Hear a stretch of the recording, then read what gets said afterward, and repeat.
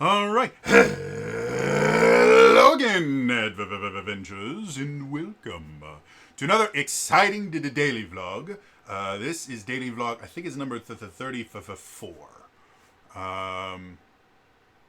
Yeah, because 3 plus 31 is 34. We'll go with that. So, today, I technically have two different things that I wanted to talk about. One of them is actually interesting, and the other one is just me complaining about people being stupid.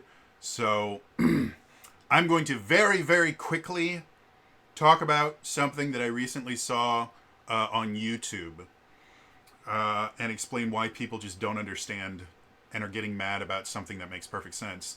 And then we're going to talk about some acting stuff. So, first things first. I saw this video. I can't remember who put it out, but it was a DoorDash driver. And I can't remember the title of the video, but it's basically something like, this is what DoorDash is doing to, or DoorDash drivers, be aware that this is happening.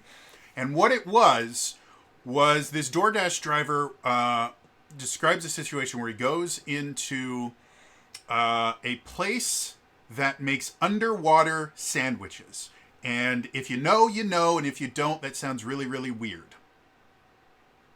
Anyway, goes into this place, and he's waiting to pick up an order. The order itself has not been made yet. And this is something that I'm not sure people quite understand about DoorDash and Grubhub and stuff like that compared to something like I used to deliver pizzas for a major pizza delivery chain. When I wasn't actually delivering pizzas, first of all, I did have an hourly wage. So even when I wasn't delivering pizzas, I was still getting paid. Second of all, there was shit tons of stuff that I needed to do. And I wasn't missing out on deliveries simply because the food wasn't ready. I could make most of the food myself. I don't think there was anything in the store that I personally couldn't make.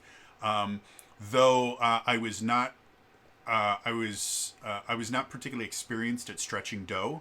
I could do it, and I actually did it pretty well the few times that I did it. We always had somebody there to stretch the dough. Generally, one of the managers would be the person that actually stretched the dough and sauced it and stuff like that. So it was very rare that the delivery drivers actually had to do, take the dough ball out and, put the crust indentation around and then actually stretch the dough. And we didn't do the whole like foom foom. We stretched it on a table. But I still know how to do it and everything. But anyway, for DoorDash drivers and stuff like that, anytime they're sitting waiting, they theoretically are losing out on money because they only get paid based on delivering the things. And if they choose to take an order from a particular business, it could mean that they are choosing not to take orders from other businesses, depending on how busy it is. If it's a really, really slow night and the delivery area that you cover just doesn't order a lot, there's a very good chance that you're still going to be sitting on your ass doing nothing no matter what. But if it's a busy night and there's a lot of different stores that use this particular app, you are losing money. So from that aspect, I completely understand them getting upset about this particular thing. So guy comes in to this underwater sandwich shop, and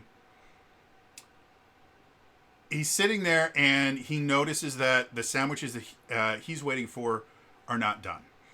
Which, okay, not a big deal. That is totally normal. There's a lot of reasons that might happen. He doesn't say any of this, by the way. He just says they're not done, and that's a bad thing. Okay, well, could be that, again, the system itself might be backed up. The system itself probably comes from a different place as far as like customers coming into the store. So it's possible they just haven't checked that particular area or what happens in front of him. So he sees these people come in after he is already, there are some people in the store already that are in line. Most of them haven't ordered. They are in line. So technically, the order he's waiting for is already been ordered.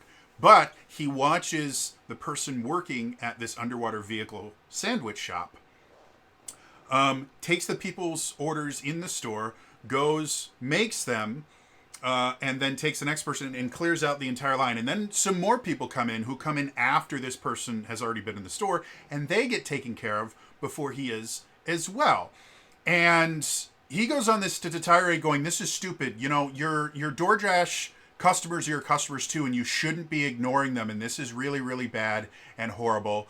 And this person, I will guarantee, has never worked at a traditional in a traditional delivery position, because the first thing that I was taught when I delivered pizzas is you always take care of in-store customers first. That doesn't mean that the delivery customers just will have to wait 4 hours during a rush or something. No, you do eventually learn how to kind of eventually stagger, but the people physically in your store are always the priority. Why is that? Because they can physically see what's happening. And if they order something and watch you make something for someone else, just like this person did, they will get absolutely infuriated. 100% of the time, that's how it works. And so you are always taught, even when you have people coming in for pickup orders or anything like that, someone on the phone always takes a lower priority to someone physically in the store. And it has nothing to do with money. It has nothing to do with, you know, these people order more or something. It has everything to do with appearance. Someone that is ordered on the phone has no idea what is happening in the store. And they tend to be significantly more patient because you will be told, hey, it's going to take 30 minutes to get there. And so you know that you have a 30-minute timer to get this thing done and to that customer without them ever getting upset about it, because that's what they're expecting. When somebody comes into a store, they're expecting the food that they ordered to get made right then so that they can eat it. They are not given, oh, it's going to be 30 minutes for you to get your food. And they wouldn't stay in the store if they were told that. So the idea that somehow these businesses are being evil or that they hate their DoorDash, because they don't. They know that the DoorDash people, the DoorDash customers are willing to wait, and the people in the store are not. That is all it is. And this is how literally every single traditional delivery business works. So anyone that thinks that this is this vast conspiracy that, you know, restaurants are not treating their DoorDash people is just people that don't understand how business works. And that's entirely what it is. Does it suck for the DoorDash driver? Absolutely. If you have to sit there and wait for an order, you are losing money. And that's one of the detriments of the DoorDash Uber Eats system. But one of the benefits of it, and that's one of the detriments of just gig economy and being an independent contractor, is if the people, you know, if you don't have enough contracts, you're not going to get paid. Or if the person that you signed a contract with, in this case, you took an order that you have to deliver, is not ready yet, then yeah, you are going to lose out on other contracts while you wait for this person to be able to let you do the job that you were hired to do. That's just how contract works. It's never been fun, and that's one of the trade-offs that you make for being an independent contractor. Being an independent contractor has a lot of benefits. You get to choose your own hours. You get to choose the jobs that you take. You get to choose how they're done. Like, there's a lot of benefits to being an independent contractor, but there's also a lot of bad parts. There's a lot of detractment. You have to pay self-employment tax, which is a pain in the ass. You don't get health insurance.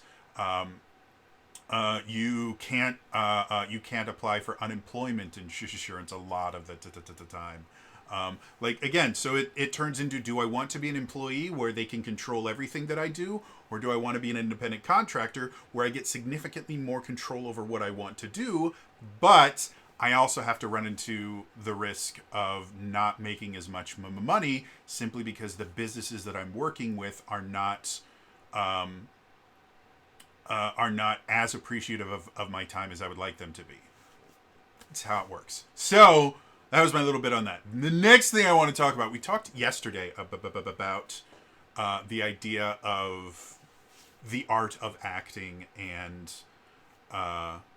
using that in a way that players could use it to kind of create their own characters.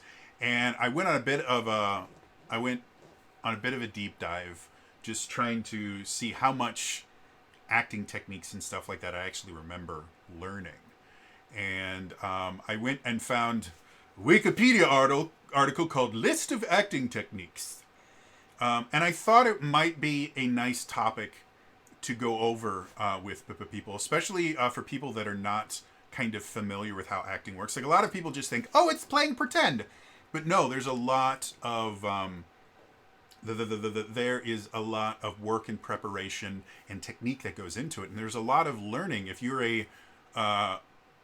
are what's considered a classically trained actor, in the same vein that a classically trained musician or something like that, doesn't mean that you've learned classical acting, as in you've learned Shakespeare. Classically trained simply means that you've had actual education and have learned at least some of what are considered classical acting techniques, like Stanislavski's system, Strasberg's method, Chekhov's nonsense, stuff like that. And I figured I'd at least kind of talk through each one of the different techniques to give people a better idea of what they are, and try and relate it to character creation and stuff like that, and portraying a character in D&D. I'm not sure how well, because a lot of these systems I've never actually learned.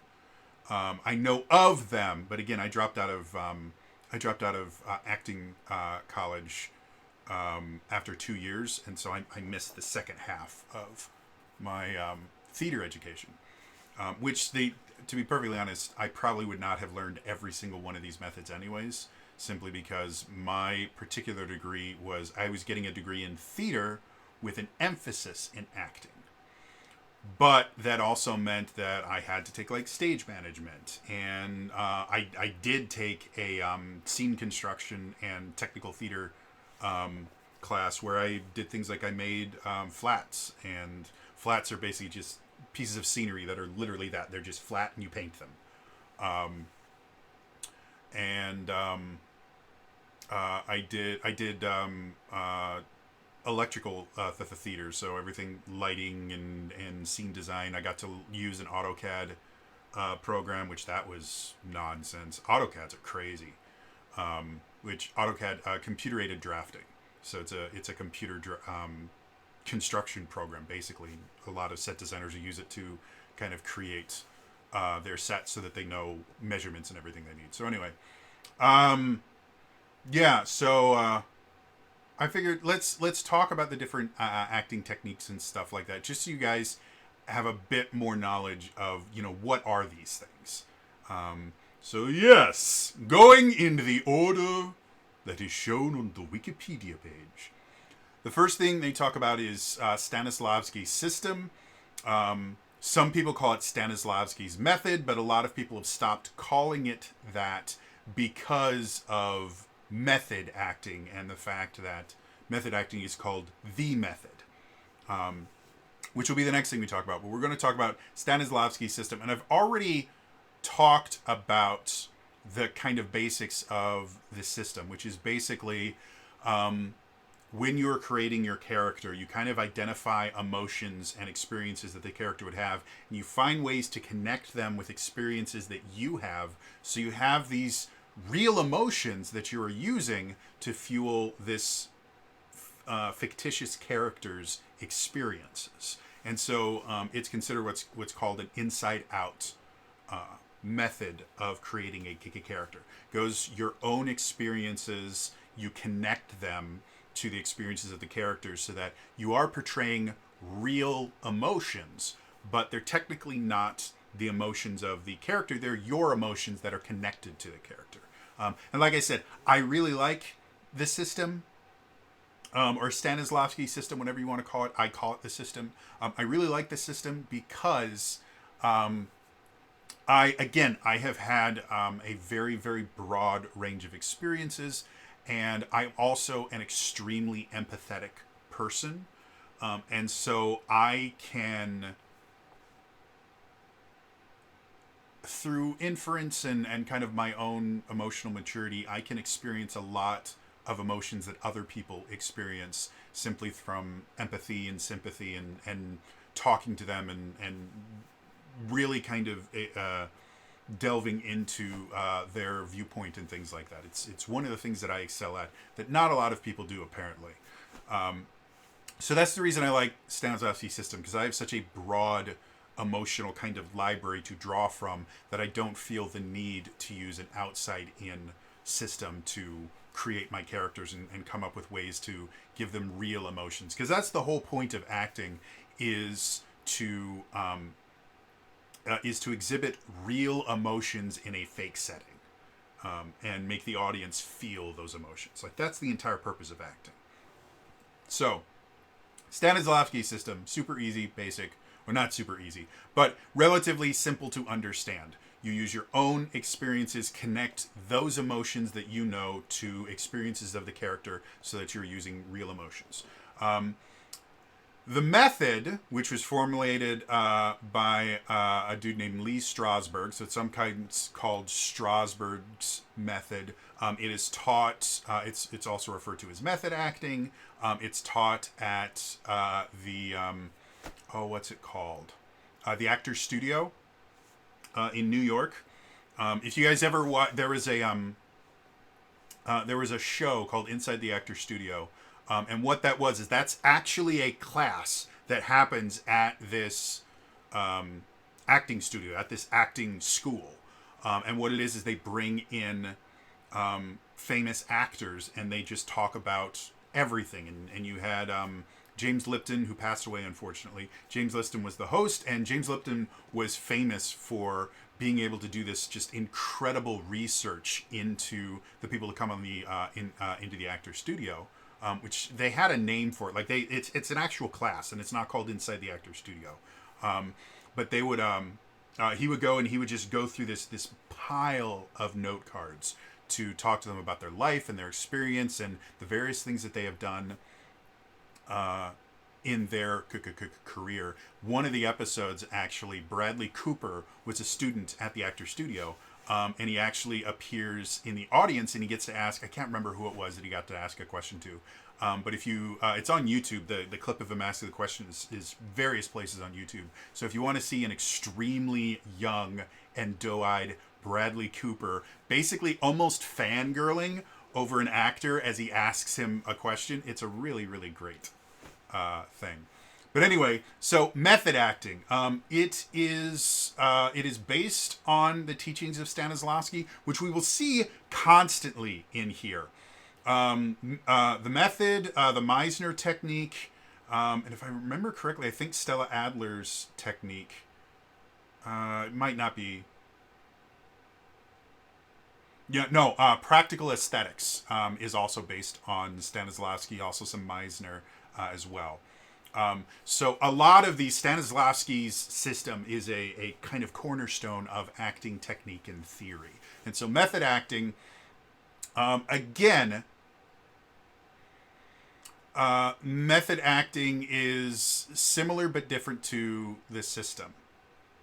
Whereas the system is inside out, find your own experiences and connect them to the character. Method acting is outside in. Find ways for you to experience similar situations that the character has experienced. Become the character and let your own experiences, as you are that personal person, just kind of live in the fact that you are this other person. As I've mentioned before, I think the method, as developed by Lee Strasberg, is not a bad technique. It's not something that I personally enjoy, but I don't think it's a bad technique. Method acting, which is the modern version of the method that is mostly used as a marketing tool now, I believe is unbelievably selfish, toxic, and dangerous for actors. And I've already told the story about West Side Story. If any of those guys in that story had been method actors, the girl that played Anita probably would have never stepped on stage again, and probably would have had years of therapy in front of her to deal with that. I'm not a fan of method acting. The method itself, like I said, is very interesting. And if you want to to kind of bring this back to Dungeons and Dragons or RPGs in general, if you wanted to use method acting as a way to help create your character, if you were going to be a ranger, things that I think would be very, very useful from a method acted perspective. Like if you're going to be a ranger, going out into the forest at the absolute crack of dawn or pre-dawn, going out and walking around, being very, very quiet, watching nature and things like that will give you an appreciation for a nature-based character that you cannot get any other way.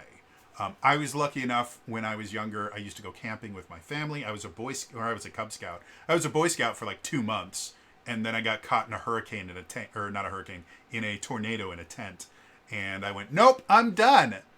But I was lucky enough that we used to go camping every year. I used to go to Cub Scout events and things like that, and so I lived outside. I did play a lot of video games, but remarkably enough, I also found ways to spend like entire days out to society on a fairly regular basis. Me and whenever I had friends over, we very rarely played video games together. For me, for whatever reason, video games were like a solitary thing. I played video games on my own when my friends came over, and I think it's mostly my parents are like, "You've got a friend over. Why are you wasting your time on looking at a TV? Go out and do something." So I've had a lot of experience in nature. I have gone out pre-dawn and seen like the sky slowly turn from this like deep, almost ebony blackness when there's no stars in the sky and it's a new moon, to watching it slowly start to change colors, and that kind of smell of the air at dawn. There's really no other way to describe it. And so those kind of things could be interpreted as a method acting approach to creating your character. If you wanted to be a barbarian, spending time doing very, very physical things, or even taking time to put yourself in situations that make you angry, which in the internet age is remarkably simple. Simply watch any news channel that you disagree with, and it can infuriate you. Things where you start to understand your anger. And the idea of a barbarian, depending on the flavor of barbarian, the idea of using your anger as a fuel is not an uncommon idea. Using emotions to fuel your martial abilities shows up in a lot of different martial arts. And generally, anger is viewed as a tool to avoid using and to not allow yourself to kind of get lost in your anger. But there are quite a few different examples throughout history of kind of a righteous indignation or a righteous anger that actually makes you stronger.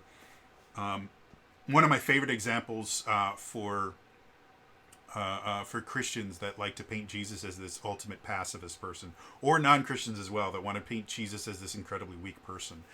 There's a story in the Gospels that Jesus comes into a temple, and something that was extremely common at the time was the reason you would go to the temple was to pray and to make sacrifice. Part of the Jewish faith was because we are all sinners, you had to regularly make sacrifices to God in order to kind of pay for your sins, because the idea was you would take an animal that had not sinned, like a lamb or something like that, and you would sacrifice it on an altar, basically cook it to God. And the death of the creature would basically pay for your sins, because the wages of sin is death, and so that's how it worked. So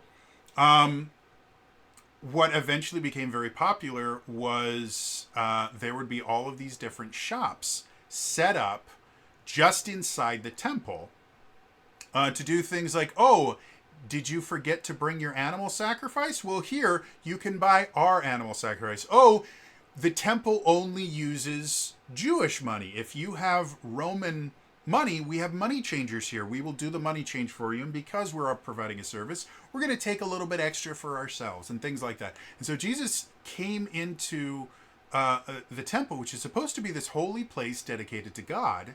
And he sees all of these money changers and salesmen and all these people that are basically ripping off people in the name of God.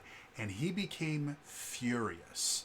and he told them all to leave. And when they didn't, he started overturning tables. He picked up, I can't remember what it was, but he picked up something flexible and basically used it as a whip to basically get people out of there. And he ripped apart this entire market that had been created inside the temple.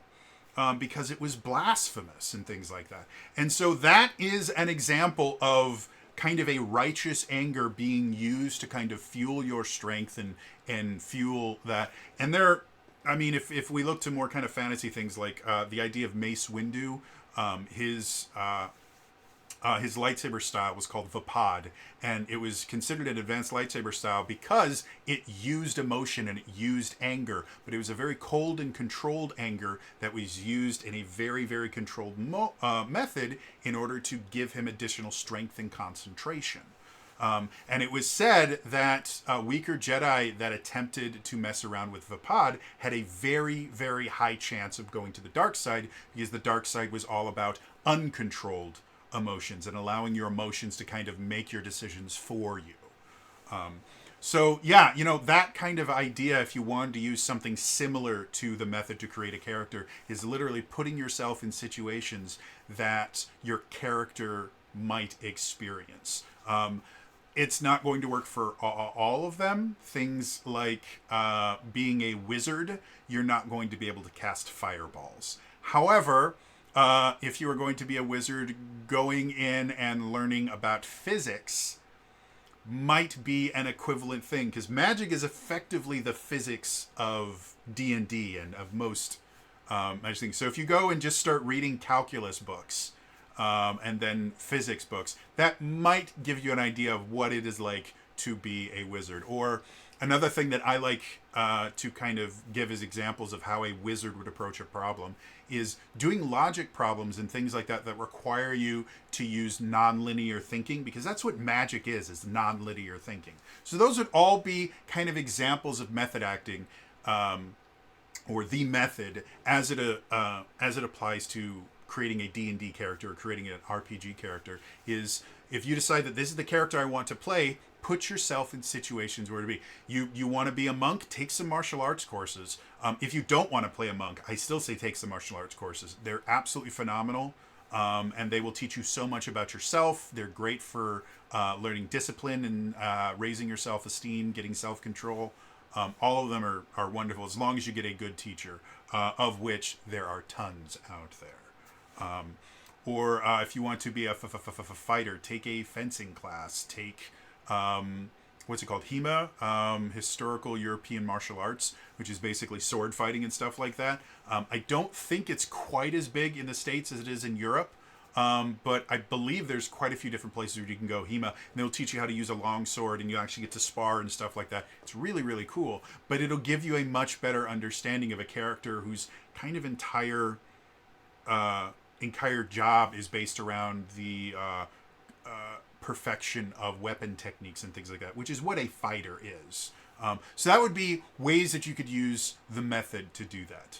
I know I didn't talk about the system just because, again, I talk about the system all the time because it's my personal thing. But yeah, the system is basically just similar to that, but instead of putting yourself in those positions, taking things that you've already done and linking them to your character. So let's talk about Chekhov.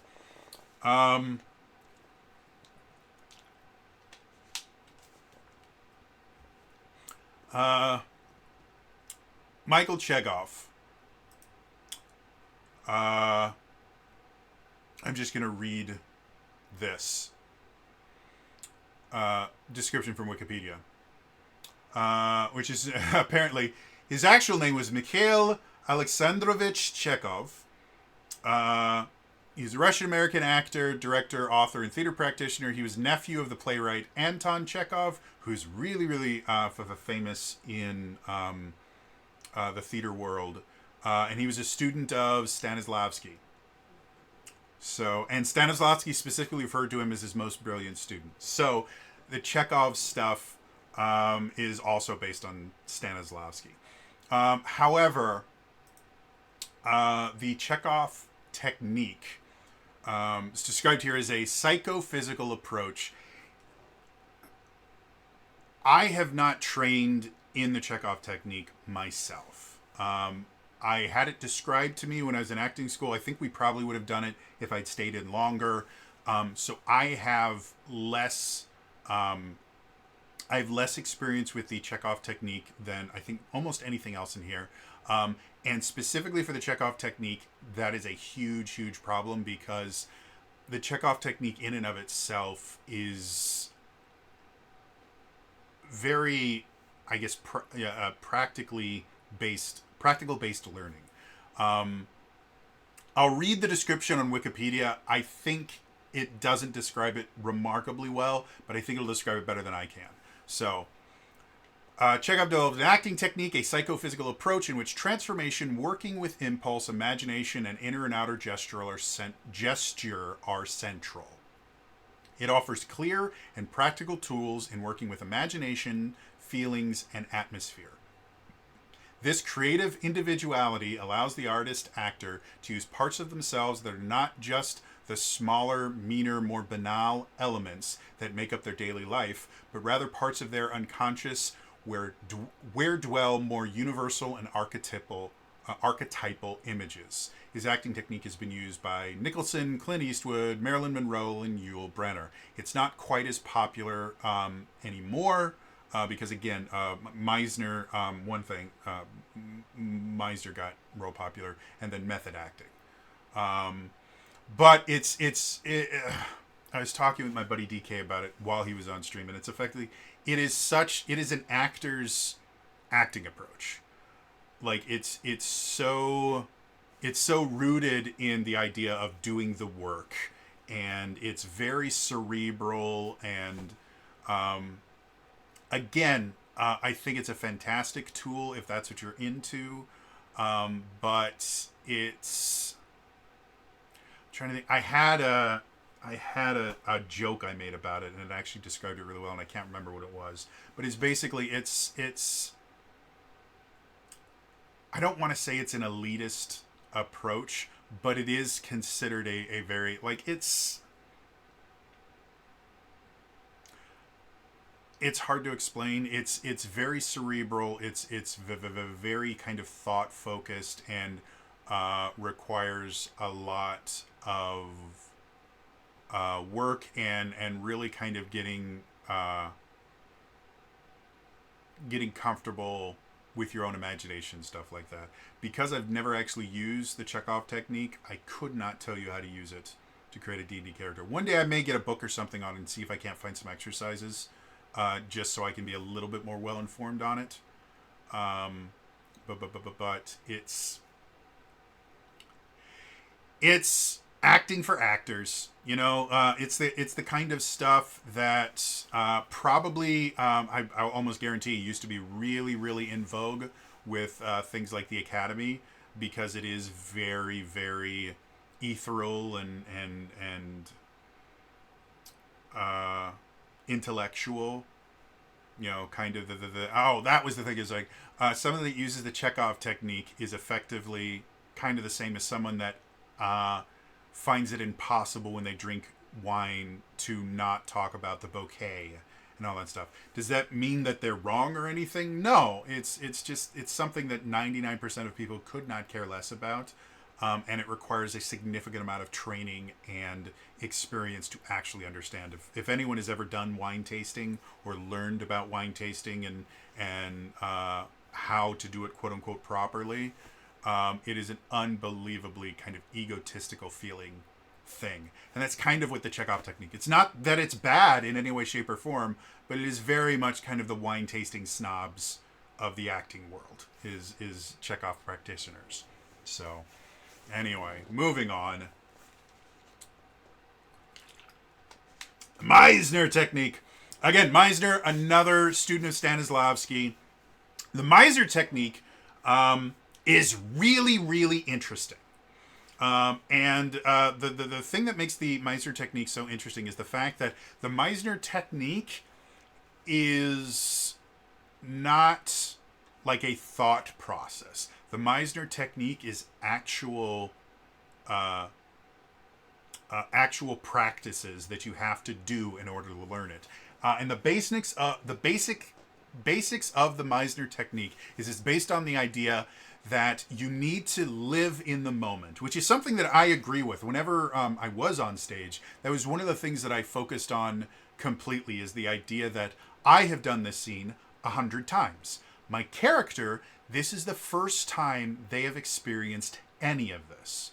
And so I would always be very focused on my scene partners and what's happening on stage and taking in everything. And that is somewhat similar to the Meisner technique. The Meisner technique is built on the idea that you need to be very present in the moment, to the point where, and not only do you need to be in the moment, you need to be in the emotional moment.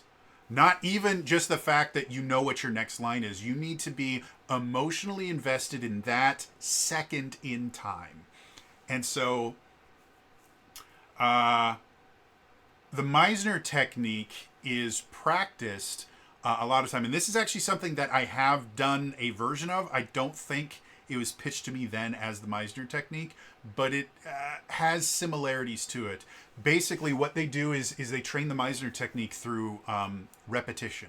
Specifically, they will have two actors doing a scene where they just keep repeating the same phrase over and over. The dialogue doesn't change. They just keep repeating the same phrase over and over, and they change their emphasis, they change their body language, and the scene evolves based entirely on everything but the dialogue. The dialogue doesn't matter. It's just the same phrase over and over again. Like the example they had here, I'm going to see if I can't find the example, because it's a really, really good example. So the example they have here, you're wearing a red shirt. So the phrase that both actors have to start out the scene with is something like, you're wearing a red shirt. It'll be something declaratory. And then as the scene goes, they might shift the phrase that they're using over and over and over again. Again, it's all about repetition. It will change from something practical to something a little more esoteric, kind of like, you look unhappy with me right now, or something like that. And that's what the technique is based on. It's not that you are ever going to perform a scene in front of in front of a paying audience where you both just keep saying the same thing over and over again. But through this repetition technique, you learn to basically ignore the words and focus on what the other actor is doing in the scene and how they are saying them and what emotion they're putting into it. And then you, because there isn't a plot that you can cling to, there aren't words that you get to kind of base what you're supposed to do on. You are literally saying effectively nonsense, because that's what the repetition eventually becomes, is just noise. It's just a vehicle for you to get emotions out and to get actions out. And because the words don't mean anything after you've repeated them so many times, you now have to focus on the other actor. There's nothing else to focus on. You have to focus on you and the other actor, and that's the Meisner technique. If I remember correctly, I think my buddy DK mentioned that he's a real big fan of the Meisner technique. He actually has a degree in acting. My degree is in marketing, and I got it long after I quit acting. But yeah, it's an incredibly interesting technique, and it is absolutely a useful thing. If you wanted to use the Meisner technique to understand your character better, I think probably one of my favorite experiences ever. And this technically isn't a perfect example of the Meisner technique, but it does get the idea that you need to get rid of the dialogue. I was playing an Adventures League adventure at a convention, and one of the things that we used to do at the convention that I ran was a few of the DMs would get together after everybody else was leaving. We'd go to one of the D&D rooms, and we would run an adventure for the DMs. And my buddy,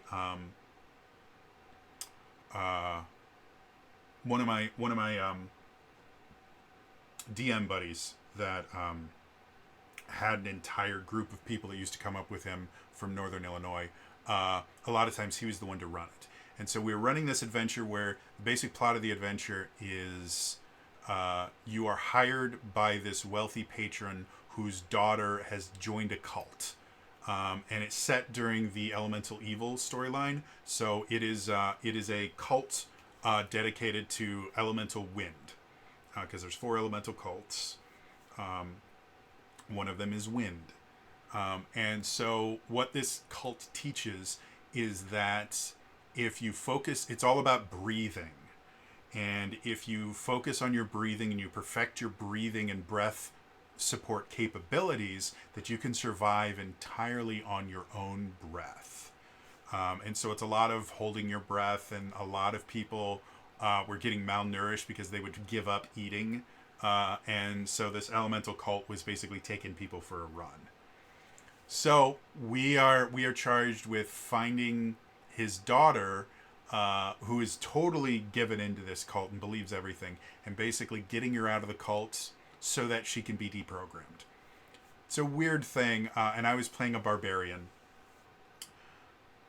About like 3/4 of the way to the adventure, we've gotten into the cult headquarters, and we've done really, really well to where we've gotten all the way into the cult headquarters and no one is aware that we are there. We've gone at night, we've bypassed the guards, we've actually disabled all of their kind of warning, because they have like this big bell they ring when bad things are happening. We took the little dinger thing out of it so that they couldn't use it to warn anybody. So like we're doing really well. We get up to the door that we know is the cult leader's room, and we know that she's in there with the cult leader. You can get what I'm saying. They're not currently. We just know that after doing all of her interviews, the cult leader kind of took a shine to her, and she's been sharing his bed. So we're outside the door, and we don't want to get caught, and so one of the players casts the silence spell. And because we are true role players, and because we had a crazy DM, he basically said, okay, if you cast the silence spell, I'm not going to allow you guys to talk. If you want to communicate with each other, you have to mime, you have to do anything you can, but you want to, but you cannot make any sound because you are silenced. And so what that led to was about 30 minutes of, I think we had 6 people playing. So 6 grown adults gesturing wildly to each other and attempting, and none of us spoke well, technically, I, at that point, actually spoke a little bit of ASL, but I wasn't using any of it. No one else at the table spoke a lick of ASL. And so we're just gesturing and trying to get these emotions without making any sound.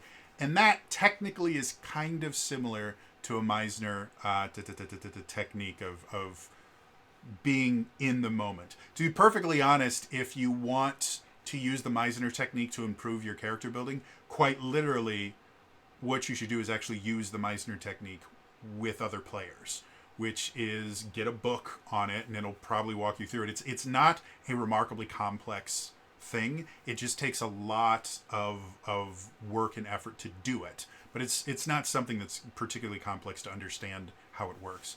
And so, yeah, you just basically do the Meisner technique, and it will teach you. Again, the Meisner technique is not something that you technically use. Like the repetition, you don't use that on stage. What you use is the skills that you learn while using the repetition. And you learn how to focus in on people's emotions and how to focus in on your own emotions. And so in that particular instance, the Meisner technique is actually remarkably useful for role players in general. The one issue is the Meisner technique is not something you can do on your own. Most of the rest of these techniques you can do on your own, and you can learn them on your own. You can use them for monologue work. Meisner technique relies on having at least one other scene partner. So that would be the only thing that would prevent you from using the Meisner technique to become a better role player. And 100%, if you learn the Meisner technique and you really, really focus in on it, you will become a better role player but it only works if you have other people that are also willing to go all into the role play. Because again, the Meisner technique relies on other actors. You can use some of the stuff that you learn in it to kind of live in the moment of your own emotions, but it's based on the idea of working with other people. So, yeah, Meisner technique. Moving on. The Stella Adler technique, another one that I have no experience in. I was familiar with the name Stella Adler. I've never actually read any work or had any training specifically that was called the Stella Adler technique. But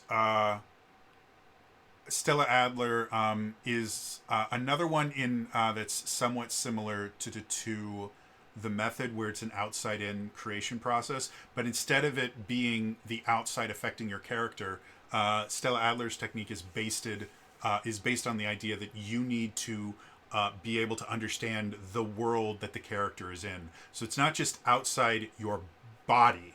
It's not like, things affecting you. It is imagining and visualizing and focusing on everything outside the character themselves, because your environment massively changes how you act.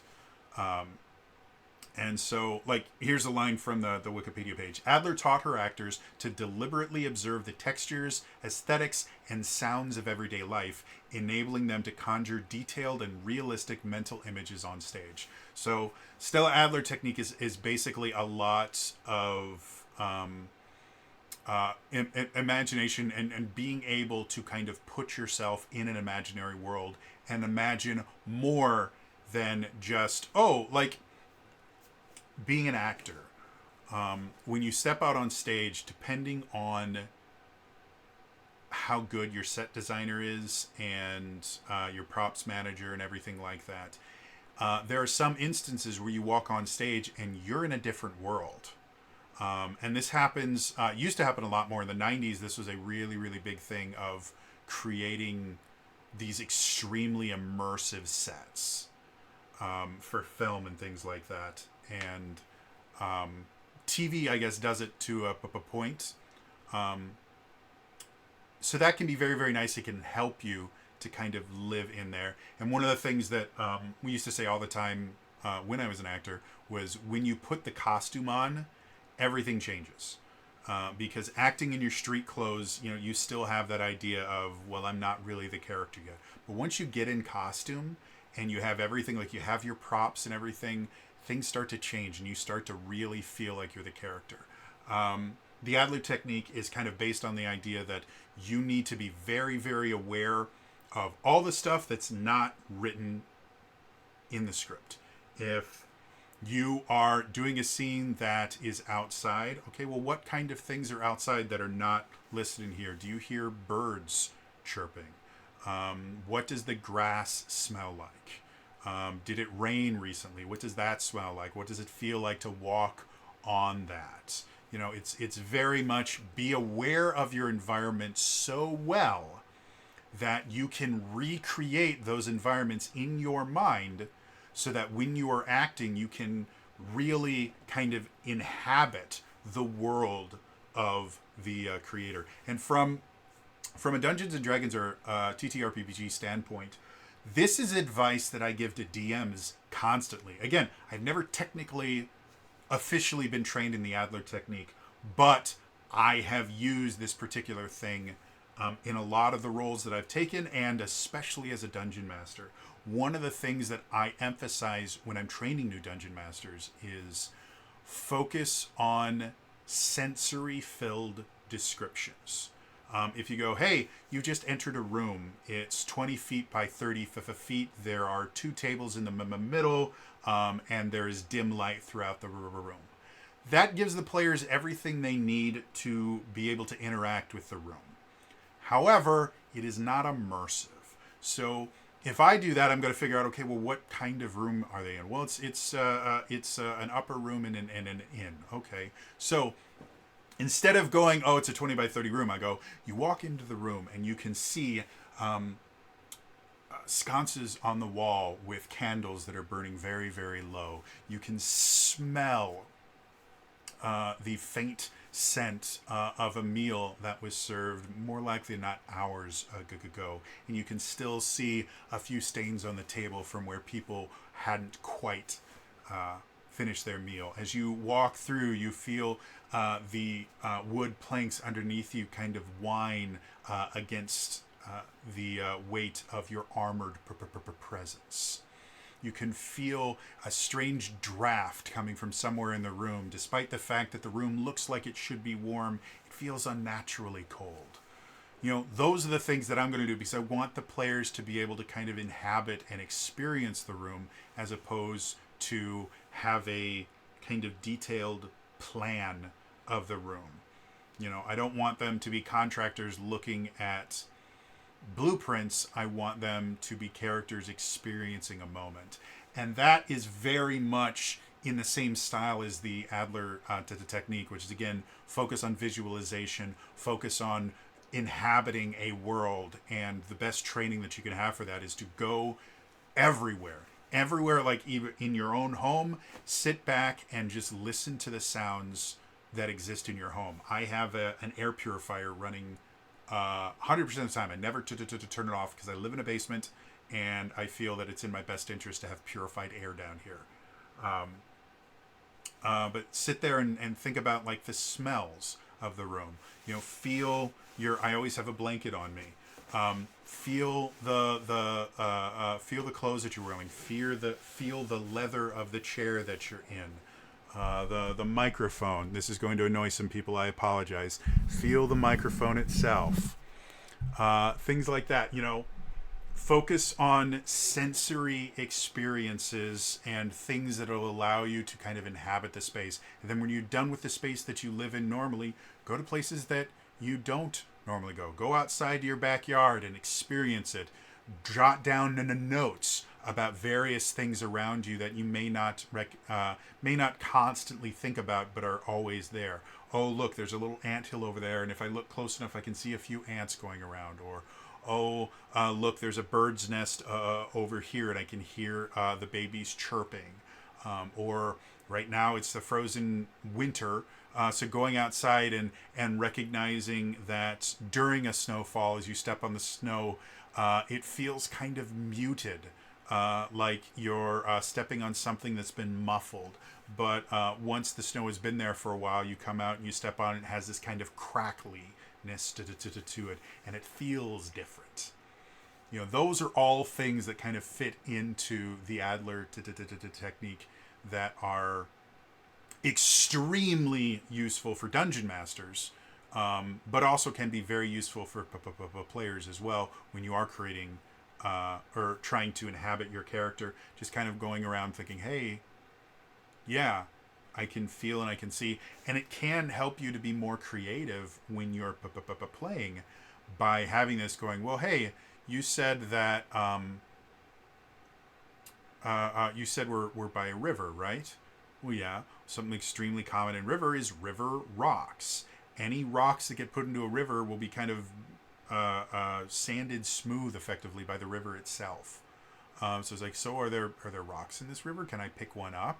Yeah, sure. What do you want to do with it? Well, I want to use it to throw it at this person, or I want to hold on to it so I can use it some other place, use it as a doorstop or something.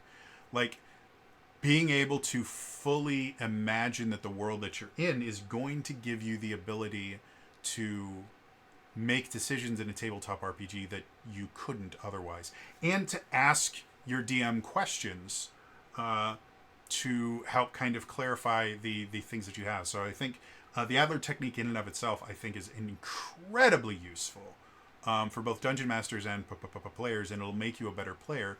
And it's entirely based on the idea that you need to understand the world around you so well that you can imagine yourself in a completely alien place, and you understand how these things work so well that you can see everything around you. It's a very visualization, imagination focused.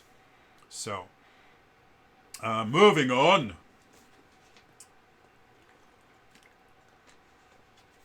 Another one that I have no experience in, is called Practical Aesthetics.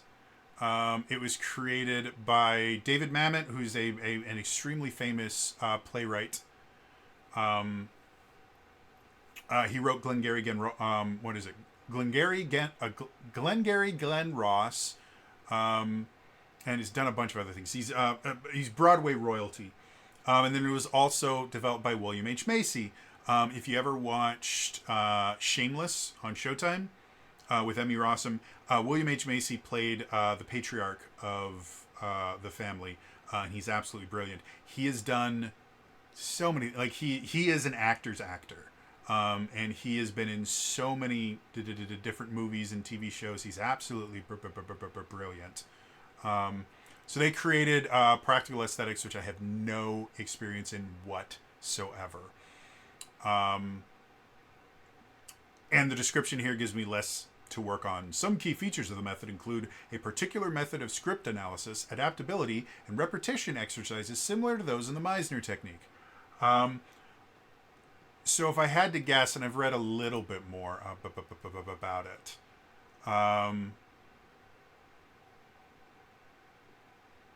it uses a 4-step analysis, which is basically you break a scene down into 4 things. The literal, what is literally there. You have the want. What does my character want from another person? I guess maybe I have had training in practical aesthetics. It was just I didn't realize this is what it was called. So the want is basically what are your motivations? What does your character want? And again, back when I was in college, one of the multiple write-ups of the script I would have would be every single line I said had to have what was called an active actable verb. Basically, my character wants to blank. So that's kind of what this is based on. What does one character ultimately want the other character to say or do? What does the character want out of the scene? The essential action. I'm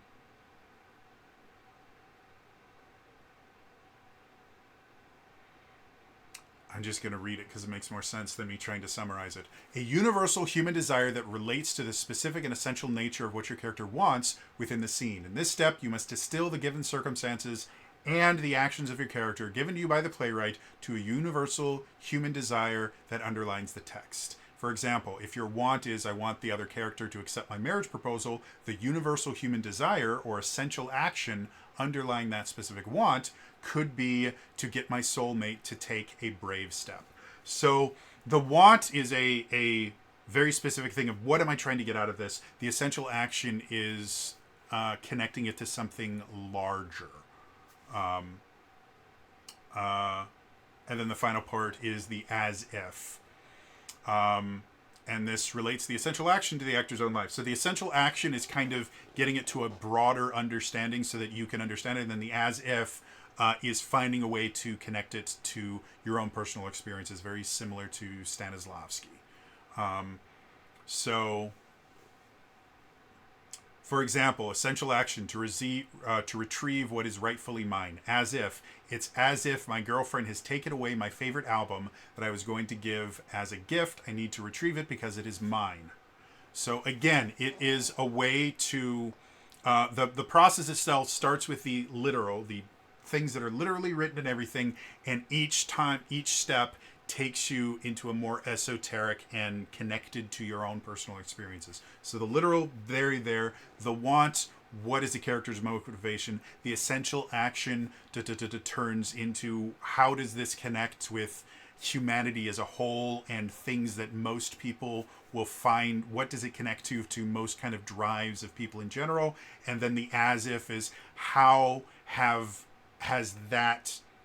I experienced that essential action so that I can connect it to my character and give them a real emotional base. So again, I'm surprised that a lot of this sounds very familiar, and I've never heard of practical aesthetics before.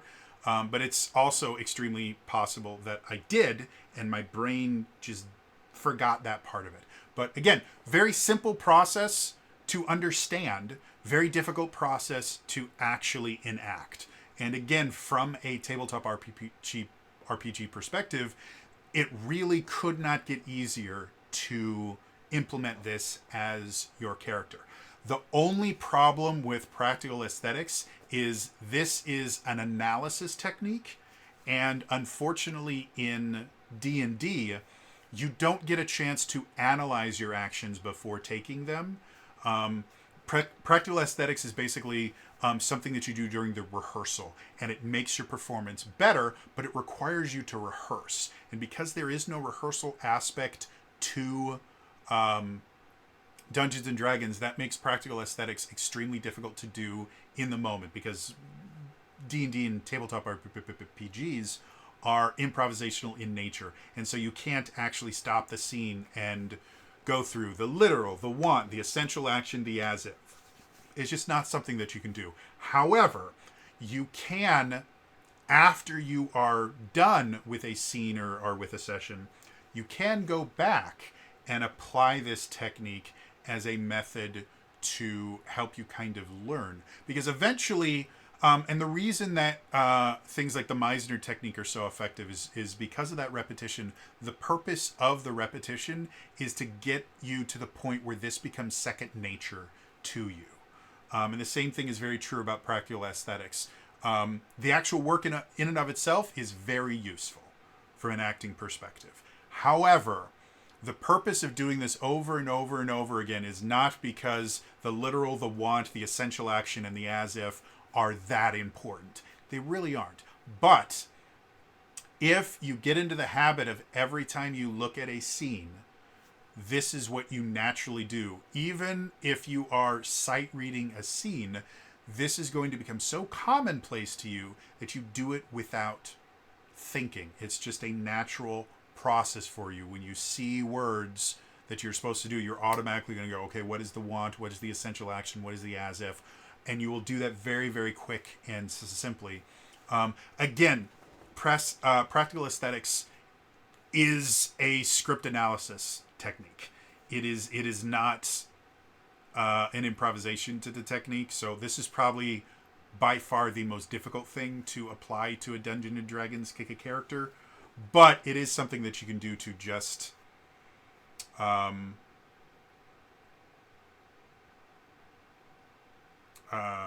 and this is things. Unlike other acting techniques, this step is not a memory device. In practical aesthetics, actors are taught that using the memory of past experiences hinders the truth of the moment within a scene because you already know how that memory ends. There's a resolution inherently tied to that memory. So that's even more interesting. Therefore, the practical aesthetics as if is something that could feasibly happen in your life that has not yet happened. So that's even more fascinating. And that, I guess, that aspect of it will be very, very useful for role players because that's what you're going to be dealing with. But again, it is a very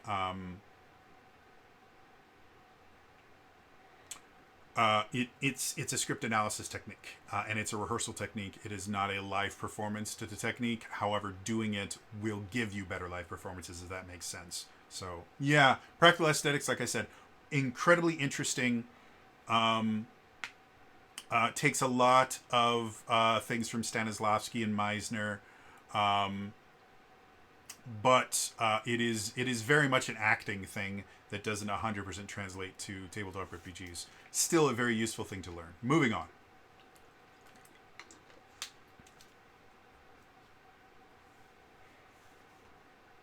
There is a method called the Brechtian method. No idea what it is. They don't describe it here, and they only have a link to Bertolt Brecht, who developed it.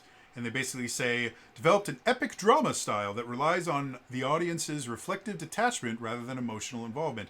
No idea what it is. I didn't learn it in acting school, and so I'm assuming it's probably has something to do with acting, but due to the fact that it relies on the audience's reflective detachment, I would assume this is going to be another thing that is significantly more useful when you are rehearsing than it's going to be something you can use in a live performance. And then there's a couple other ones. Ian Kojar, which is a Romanian school of acting thing, and then there's a textbook called Respect for Acting, which is, again,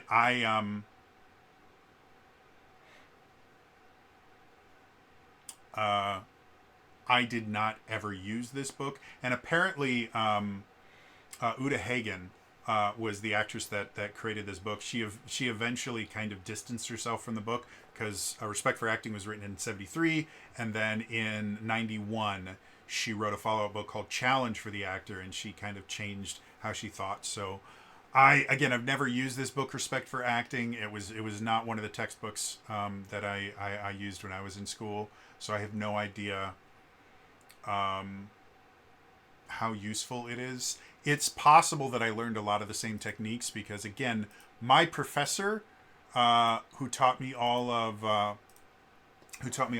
acting stuff in college, was a working actor. He actually did a lot of television work here in Wisconsin. He's how I got my agent.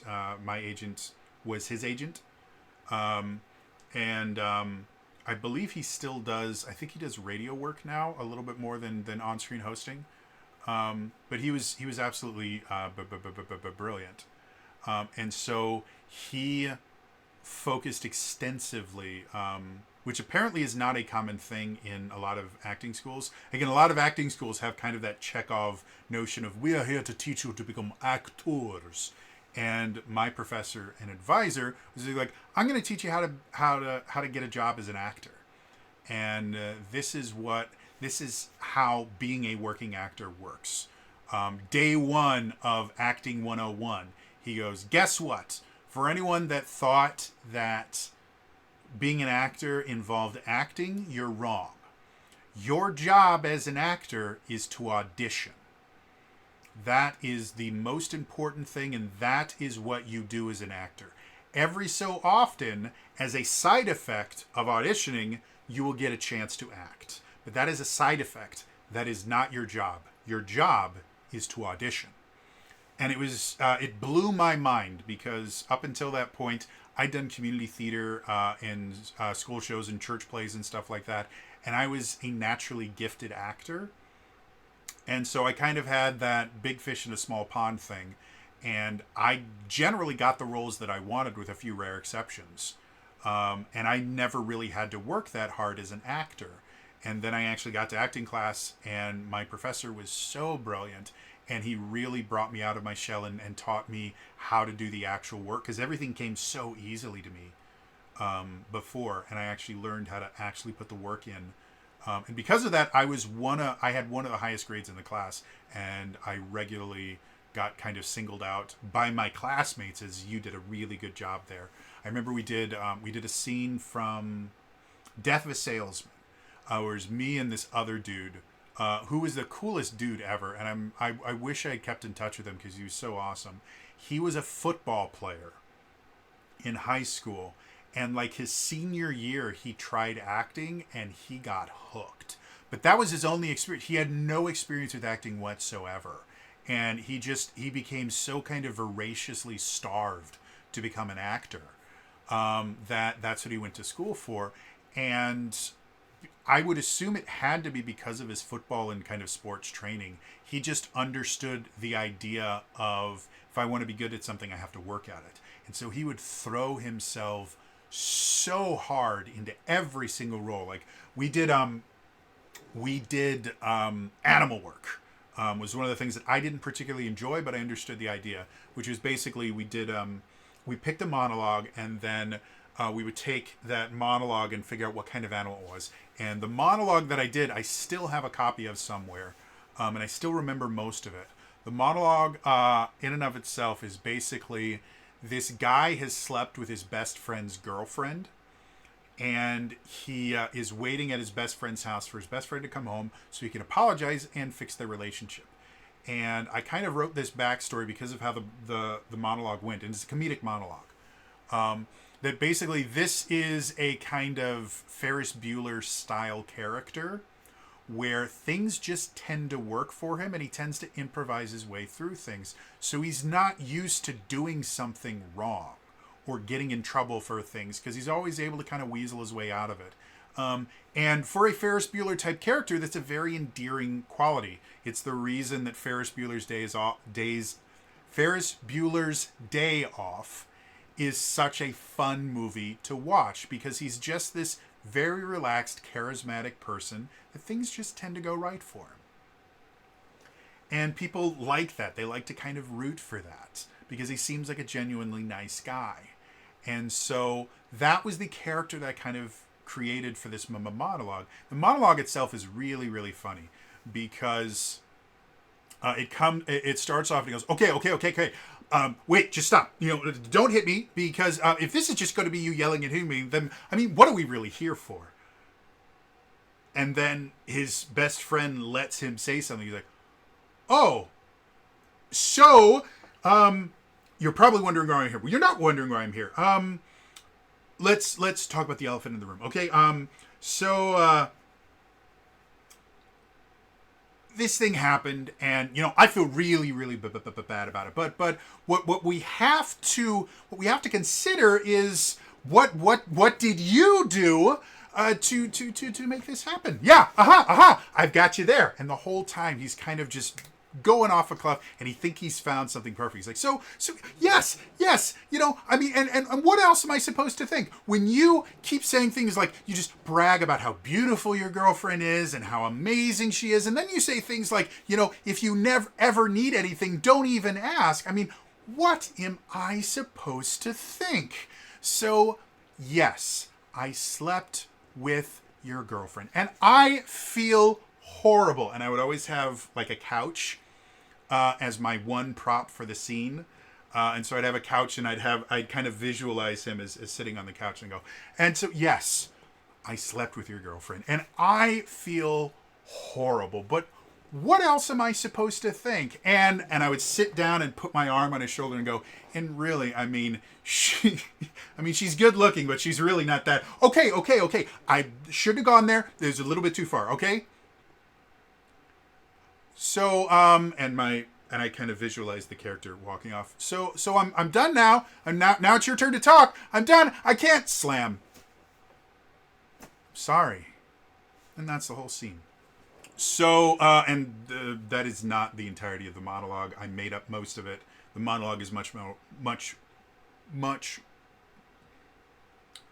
The monologue is much more well written. Boy, this is hard. Brain's going, guys. So, I decide that this character is a raccoon because in Wisconsin we have lots of raccoons, and in my mind, raccoons are like the problem solvers of the animal world. If you've never had to deal with raccoons, one of the things that they are incredible at is getting into garbage cans. Do whatever you want, unless you physically lock your garbage cans shut, which you generally can't do because you want the trash people to be able to dump them. But aside from that, there's no way you're keeping a raccoon out of your garbage cans. They will open, like they're incredibly intelligent creatures. And they're just really good at kind of problem solving, and they learn very, very quickly. And so that was what I did for mine, is I inhabited this raccoon, and that was a lot of fun. And I got to go and wash things in the river because raccoons wash their food. Fun fact, I believe the reason that they wash their food has nothing to do with the fact that they're trying to be hygienic, and everything to do with the fact that they don't produce a lot of saliva. So they wash their food so it's slightly wet, so it's easier for them to digest and eat it and stuff. But anyway, the guy I was doing the scene with, he decided that his character was a bear. And when he did his bear work, he was a bear. Like, every movement he made, he looked like he was doing mocap for an actual bear. And it was so good. He even did this thing where he kind of did this kind of somersault thing to just kind of land on his butt. And I swear to you, I've seen that in a National Geographic's movie or something somewhere. Like, everything about everything he did was bear-like, and he just became a bear. So anyway, we're doing this scene from Death of a Salesman, and it's the two sons are in the room. They're just talking about their dad and everything like that. And we worked really hard on it. And when we performed it, when we were done, one of the upperclassmen actors that were just happened to be in this class with us mentioned, I didn't see Jody, and I think his name might have been, it was Steve. I didn't see Jody and Steve on stage. I saw the characters. There was nothing left of you guys, which was a huge, huge compliment to me. And so yeah, like I learned how to do the work and everything like that. And all of these techniques that we've talked about today are useful tools, and like I said, most of them can be used to help create characters in D&D. And yeah, it's really, really fun. Literally, there is nothing more fun to me than being able to, well, almost nothing more fun to me than being able to sit down with another actor and just create a scene with them and act. Like it's such an enjoyable experience, second only to creating music with someone, because that in and of itself is, it's amazing, especially if it's jazz. But anyway, I hope you guys find this is interesting. Yeah, like I said, this is the stuff I went to school for. I spent well over a decade of my life dedicated to becoming an actor. And if it wasn't for my disability and everything, I probably would still be actively pursuing acting. It's a huge part of my life. And now Dungeons and Dragons is able to kind of fill the void. It doesn't do it perfectly, but it kind of helps me fill the void that was left when I was unable to be an actor anymore. So anyway, it's going to be all for me today. I will see you guys tomorrow. All right? Bye-bye.